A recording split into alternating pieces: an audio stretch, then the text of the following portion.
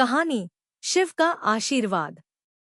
यह कहानी एक छोटे से गांव की है जो घने जंगलों के बीच बसा हुआ था। गांव के बाहर एक पुराना शिव मंदिर था जो बहुत ही रहस्यमयी और भयावह माना जाता था।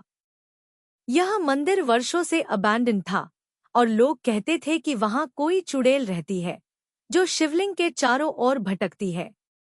मंदिर की दयनीय स्थिति और वहां होने वाली अजीब घटनाओं ने गांववालों को डर में डाल रखा था। इस डर और रहस्य के बीच राजेश और उसका भाई रजू दोनों अपने परिवार के साथ रहते थे।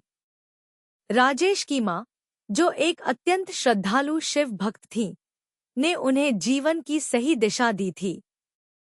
मां हमेशा कहती थी, शिव की भक्ति से हर डर और समस्या का समाधान हो सकता है। राजेश और रजू दोनों मां से प्रेरित थे और शिव के प्रति अपनी भक्ति को गहरे दिल से निभाते थे। राजेश विशेष रूप से बहुत बुद्धिमान था। उसकी तर्क शक्ति और सूझबूझ उसे गांव में एक अलग पहचान देती थी। वह न केवल अपने साहस के लिए जाना जाता था, बल्कि उसकी बुद्धिमानी ने उसे हर समस्या का समाधान खोजने में माहिर बना दिया था। वह हमेशा कहता, डर से ज्यादा तर्क और समझ पर भरोसा करो, क्योंकि जब तक आप सही मार्ग पर होते हैं तब तक कोई भी संकट आपको हरा नहीं सकता।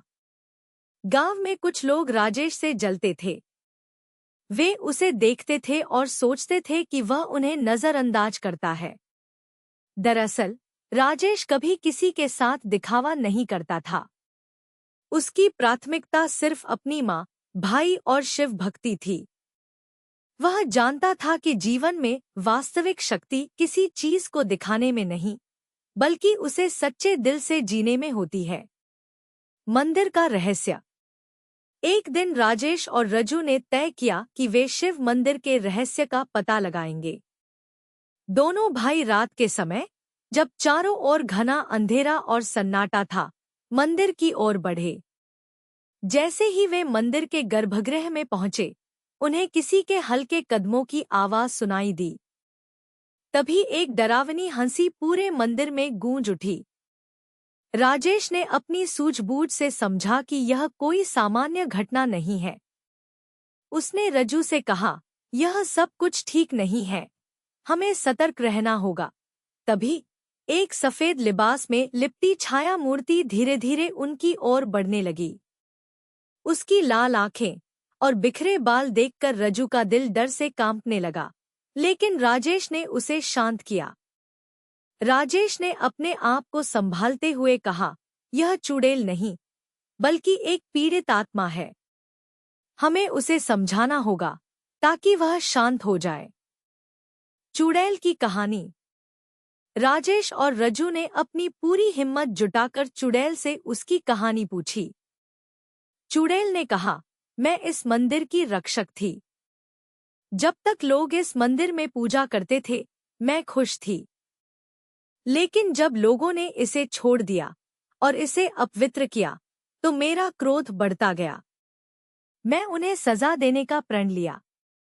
राजेश ने ध्यान से उसकी बात सुनी और फिर शिव का नाम लिया, ओम नमः शिवाय, और उसका जाप करते हुए कहा, शिव की भक्ति से तुम्हें शांति मिलेगी जो तुमने खो दिया है। शिव की कृपा और चुड़ैल का मोक्ष।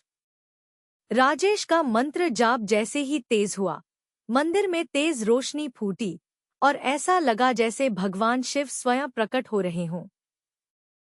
चुड़ैल ने देखा और रोते हुए शिवलिंग के सामने हाथ जोड़ते हुए कहा, हे भोलेनाथ, मुझे माफ करें। मेरा क्रोध मुझे निगल चुका था।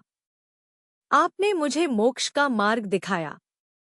राजेश और रजू दोनों भाई चुपचाप खड़े रहे, जबकि शिव के आशीर्वाद से चुड़ैल की आत्मा शांति से मुक्त हो गई और मंदिर का माहौल शांत हो गया। गांव वालों की बदलती सोच। इस घटना के बाद राजेश और रजू ने गांव वालों को बुलाकर उन्हें पूरी कहानी सुनाई।